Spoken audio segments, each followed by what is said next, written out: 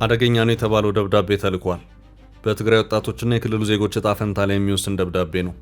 ይህ ደብዳቤ ለደብረጽዮን ገብረ ሚካኤል የቅርብ ሰው ናቸው በተባሉትና ምህረት አጎስ በሚባሉት እንስት አማካይነት በሚስጥር ለጥቂት አካላት ብቻ ይድረስ የተባለ ደብዳቤ ነው። ምህረት አጎስ በፕሪቶሪያው ስምምነት መሰረት ህገወጥ ነው በሚል ፈርሶ የነበረውና በእነ ደብረጽዮን የተመለሰው ምክር ቤት አፈ ጉባኤ ሆነው የሚያገለግሉ ናቸው። ምክር ቤቱ በጥብቅ ያስተላለፈው አንድ አደገኛ ነው የተባለለት ህግ ከፍተኛ ተቃውሞ ያስተናገደ መሆኑን ተከትሎ ቢያጸድቀውም በህጉ አሰራር መሰረት በጋዜጣ እንዲወጣ በማድረግ ለህዝብ ከማሰራጨት ተቆጥበዋል። ያም ሆኖ ግን ይኸው በርካታ የሞት ቅጣት ድንጋጌዎችን የያዘው ህግ ተግባራዊ ማድረጉ በመፈለጉ በትላንትናው ዕለት እንድታውቁት በማለት አፈጉባኤዋ ምህረት አጎስ አንድ ድብቅ ደብዳቤ ለተወሰኑ አካላት ብቻ እንዲደርስ ያደረጉ መሆኑም ታውቋል። ምህረት አጎስ ለክልሉ ፍትህ ቢሮ በጻፉት ደብዳቤ ህጉ በጋዜጣ ባይወጣም በጊዜያዊነት በአፋጣኝ ተግባራዊ ይደረግ፣ ወደ ስራ የሚገባ ብለዋል። የክልሉ ፖሊስ እንደዚሁም ጠቅላይ ፍርድ ቤቱም የአዋጁን በስራ ላይ መዋል እወቁት ብለዋል። ደብዳቤው ድረስ የተባለው ለእነዚህ አካላት ብቻ ነው። ሚስጥራዊነቱም የተጠበቀ ነው ተብሏል።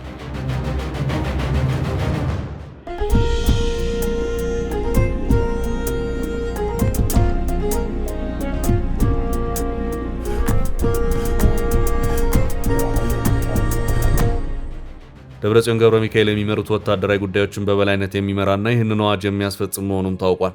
ለዚሁ ተግባርም በቀጥታ በራሳቸው በደብረጽዮን የሚመራ ማዕከላዊ ጸጥታ እዝ እንዲቋቋም የተደረገ መሆኑን ከዚያው ከትግራይ እየወጡ ያሉት መረጃዎች እያመለከቱ ይገኛሉ። የአዋጁ ተግባራዊነት በይፋ ከሚሆን ይልቅ በውስጥ አሰራርና ደብዳቤ መጻጻፍ የመሆኑ ጉዳይም እያነጋገረ ነው። ከህጉ ከባድነትና በርካታ የሞት ቅጣቶችንም የሚደነግግ ከመሆኑ አንጻር ከሰሞኑ ለቀናት በርካታ ተከታታይነት ያላቸው ተቃውሞዎች ሲሰሙ የሰነበቱ መሆኑ የሚታወስ ነው። አዋጁን በውስጥ አሰራር ተግባራዊ እናድርጉ የሚለው አካሄድ ከተፈጠረው ተቃውሞ ጋር በተያያዘ ሊሆን ይችላል የሚሉ አስተያየቶችን በመሰጠት ላይ ናቸው። ይህ አዋጅ የትግራይ ህዝብ ህልውናና ደህንነትን ለማረጋገጥ የትግራይ ብሔራዊ ክልላዊ መንግስት ያወጣው አዋጅ ይላል። በአብዛኛው ከኤርትራ መንግስት የብሔራዊ ውትድርና አዋጅ እንደተቀዳም ይነገራል። በ6 ምዕራፎች የተከፋፈለውና በ44 ገጽ የቀረበው ይህ አዋጅ ከያዛቸው አንቀጾች መካከል በርካቶቹ በዜጎች ላይ ሞት ቅጣትን የሚያስከትሉ ናቸው። እድሜና ጤና የሚፈቅድለት ማንኛውም የትግራይ ተወላጅ የክልሉ መንግስት የሚያቀርብለትን የክተት ጥሪ ተቀብሎ የመሳተፍ ብሔራዊ ግዴታ እንዳለበትም ይገልጻል። የግዳጅ ወታደራዊ ምልመላና ወታደራዊ ስልጠና ብሎም በጦር ሜዳ ማሰለፍ ማለት ነው። በዚሁ እጅግ አደገኛ ነው በተባለው አዋጅ በተደነገገው የቅጣት ህግ መሰረት በተለይም በጦርነት ጊዜ በመሰረተ ልማት በህዝብና በመንግስት ተቋማት ላይ ጉዳትን ያደረሰ፣ ከጠላት ጋር የተባበረና ሚስጥርን ያሾለከ በስርዓትና በገንዘብ እንደሚቀጣ የተገለጸ ሲሆን በተጨማሪም ድርጊቱ ሆን ተብሎ ከተፈጸመ በእድሜ ልክ እስራት ወይም ሞት ሊያስቀጣ ይችላልም ይላል። በዚህ መልኩ የሞት ቅጣትን ያስከትላሉ የተባሉ በርካታ ወንጀል ተብለው የተዘረዘሩ አንቀጾችም ታይተዋል። አዋጁን የተመለከቱ ሰዎች አጥብቀው ኮንነውታል።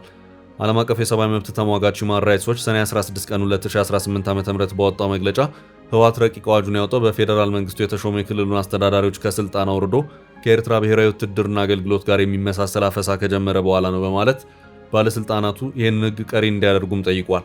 ከህጉ ጋር በተያያዘ ተቃውሞች በየአቅጣጫው እየበረቱ መሆኑን የተመለከተው ህወሓት አዋጁን በጋዜጣ ይፋ ከማድረግ እንደዚሁ ባለበት በውስጥ አሰራር ብተገብረው በሚል ይህንኑ ድብቅ ደብዳቤ በትላንትናው ዕለት አሰራጭቷል።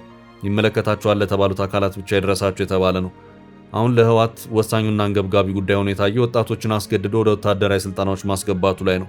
ወጣቱ ያለፈውን እልቂት በመመልከት በቀጣይ ጦርነት የመሳተፍ ፍላጎቱ የለም በሚባልበት ደረጃ መውረዱ ህወሓትን ለግዳጅ ጦር ምልመላ እንደዳረገው ይነገራል። ሀገራት ተጠባባቂ ጦር ለማዘጋጀት ሲሉ ጦርነት በሌለበት ወጣቶች ወታደራዊ ስልጠናዎችን እየወሰዱ እንዲቀመጡ ያደርጋሉ። ችግሮች በማናቸውም ሁኔታ ሲፈጠሩ ወታደራዊ ስልጠናን የወሰዱ ዜጎች በሚደረግላቸው ጥሪ መደበኛውን ጦር እንዲቀላቀሉ ይደረጋል። በዚህ በኩል እስራኤል አንዷ ተጠቃሽ ሀገር ናት። እስራኤል በዙሪያ ባሉ ሀገራት ስጋት አለብኝ ብላ የምታምን ሀገር በመሆኗ ከፍ ያለ ተጠባባቂ ኃይል ወይም ሪዘርቭ ፎርስ ያላት ሀገር ናት። በቅርብ ዓመታት ከሄዝቦላና ከሐማስ ጋር በነበሯት የእግረኛ ፍልሚያዎች ወታደራዊ ስልጠናዎችን ወስደው በተጠባባቂ ኃይል ዝግጁ የሆኑ ዜጎቿን በአፋጣኝ ጥሪ ጦሩን እንዲቀላቀሉ አድርጋለች። ሌላኛው ሀገር ኤርትራ ናት። ኤርትራ ሀገር ከሆነች ከተወሰኑ ዓመታት በኋላ የነበራትን አካሄድ ቀየረች። የአካሄድ ለውጡ በ1990ዎቹ ከኢትዮጵያ ጋር የድንበር ጦርነት ከገባችበት ወቅት ጀምሮ ነው። በጊዜው ኤርትራ ባድሜንና አካባቢውን በወረራ ስትቆጣጠር በኢትዮጵያ በኩል ሊከተል የሚችለውን ምላሽ ቀለል አድርጋ በመመልከት ነበር። በአማጽያንነት ዘመን የነበረውን የድል ስንቅ በመያዝ መደበኛ ጦርነትን ወይም ኮንቬንሽናል ዋር የተባለውን ለማካሄድ ውሳኔ ላይ የተደረሰበት ነው። ያም ሆኖ ውጤቱ ከታሰበው ውጭ ሆነ። የኤርትራ ምሽጎች ተሰበሩ። ኤርትራ ባድሜንና አካባቢውን በጉልበት ለቀቀች። የኢትዮጵያ ጦር በጥልቀት ወደ ኤርትራ በመግባት አስመራን በመድፍ ርቀት ስር ያስገባበት ሁኔታ ተፈጠረ። እናም ኢሳያስ በአፋጣኝ ድርድር በማለታቸው ሁለቱ ሀገራት አልጀርስ ላይ ተደራደሩ። ከዚያን ጊዜ ጀምሮ ኤርትራ ኢትዮጵያን በስጋትነት ማየት ጀመረች። ኢትዮጵያ በቀላሉ ኤርትራን መቆጣጠር የሚያስችል የሰው ኃይል የበላይነት አላት የሚለውም ድምዳሜ ተወሰደ። ለዚህም ማካካሻ ይሆን ዘንድ በኤርትራ ምድር አስገዳጅ ብሔራዊ ውትድርና ይፋ ሆነ። ሳዋ የተባለውም ወታደራዊ ስልጠና ተቋቁሞ ወጣቶች ከሃይስኩል የትምህርት ማጠናቀቅ በኋላ ወደዚሁ ማሰልጠኛ ጣቢያ መግባት ግድ አላቸው። ብሔራዊ ውትድርናው በበርካታ ሀገራት የተለመደ ቢሆንም የኤርትራ ለየት የሚያደርገው በብሔራዊ ውትድርና ወቅትና ከዚያም በኋላ ሰልጣኞች የሀገር ልማት በሚል ምንም ሳይከፈላቸው ላልተወሰነ ጊዜ ነፃ የጉልበት አገልግሎት እንዲሰጡ መደረጋቸው ነው።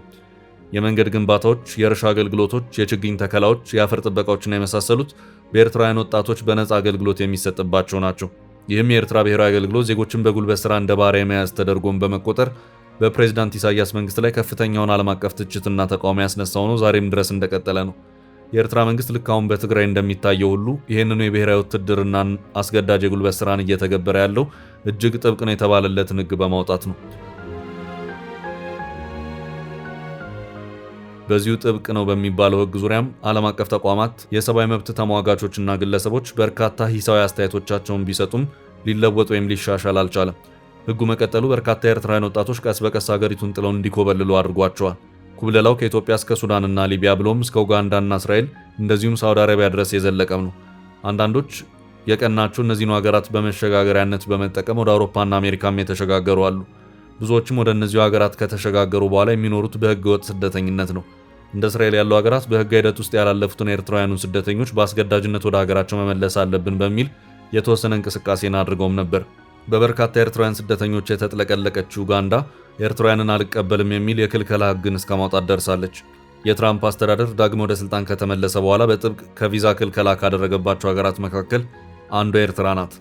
የሊቢያን ምስራቃዊ ክፍል የሚቆጣጠሩት ባለስልጣናት የኢትዮጵያ፣ የኤርትራ፣ የሱዳንና የሶማሊያ ዜጎች ወደ ሀገሪቱን እንዳይገቡ የሚከለክል እግድ የጣሉ መሆኑን ከሰሞኑ ያስታወቁበት ሁኔታ ታይቷል።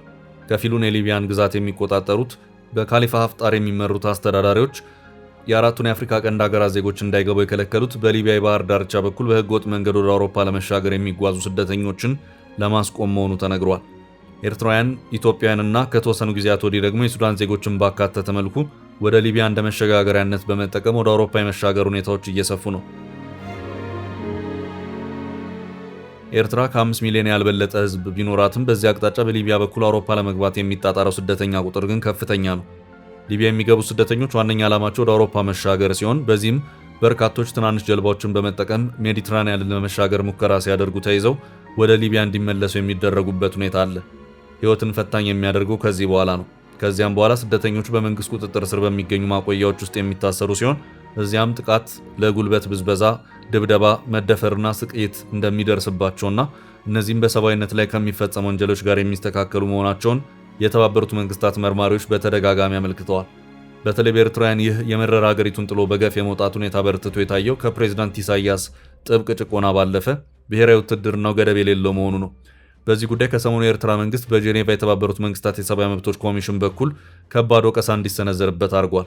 እንደተለመደው የሀገሪቱ መንግስት ራሱን በመድረኩ ላይና በመግለጫዎች ተከላክሏል። በትግራይ አሁን ያለው ሁኔታ ኤርትራን የቀደመ አካሄድ ባለበት እንዳለ መልሶ የመድገም ሁኔታ ነው በማለት አሁን የወጣውን ህግ አጥብቀው የሚቃወሙ ሰዎችና ተቋማት እየተበራከቱ ነው። ህጉ ህወሓት ትግራይን ይዞ ከፌዴራሉ መንግስት እንዳፈነገጠ ግልጽ አመላካች ሆኗል። በኢትዮጵያ ህገ መንግስት መሰረት ክልሎች አዋጅን የማውጣት ስልጣን የላቸውም። አዋጅ ማውጣት በፌዴራል ደረጃ ለህዝብ ተወካዮች ምክር ቤት ብቻ የተሰጠ ነው። አንደኛው ህወሓት በግልጽ የማፈንገጡ ማሳያም ይሄው በአዋጅ መልኩ ይፋ የሆነው አስገዳጅ ህግ ነው። በሁለተኛ ደረጃ አሁንም በኢትዮጵያ ህገ መንግስት መሰረት ክልሎች ወታደራዊ ምልመላን ማካሄድ አይችሉም። ህወሓት አሁንን ይሄን እያደረገ ነው። እነዚህ ሁኔታዎች ተደማምረው ሲታዩ ህወሓት ትግራይን ይዞ በግልጽ ራሱን ያገለለ ማሳያዎች ናቸው ማለት ይቻላል። ከዚህ ባለፈም ከፌዴራል መንግስት ጋር ዳግም ፍልሚያ ውስጥ ለመግባትም ሰፊ የሆነ ግልጽ ወታደራዊ ዝግጅቶችን እያደረገ መሆኑን እያሳየ ይገኛል። ወታደራዊ ዝግጅቶቹና የሚዲያ ጦርነቱ በሰፊው እየታዩ ነው። የህወሓት የትጥቅ ዝግጅት ብሎም አፋኝ ነው የተባለው አስገዳጅ የውትድርና ህግም ከሰሞኑ ይፋ የተደረገው ከዚሁ ጋር በተያያዘ ነው። ይህንንም ተከትሎ ወጣቶች ለዓመታት የኤርትራ ምድር ለቀው እንደተሰደዱት ሁሉ አሁንም ከትግራይም ከፍተኛ ወጣቶች ስደት እየታየ ነው። ስደቱ በዋነኝነት ትግራይን ለቆ ወደ መሃል ሀገር መግባት ነው። በዚህም መቀሌን ጨምሮ በርካታ የትግራይ ከተሞች ከወዲሁ ወጣት አልባ ሆነው ጭር ማለት ጀምረዋል። የትግራይ ታጣቂዎችም የወጣቶችን ፍልሰት ለመከላከል በዋና ዋና አውራ ጎዳናዎች ላይ ተደራራቢ ኬላዎችን በመትከል በተሽከርካሪዎች ላይ ጥብቅ ፍተሻዎችን ማድረግ ከጀመሩ ዋላ ደር ብለዋል።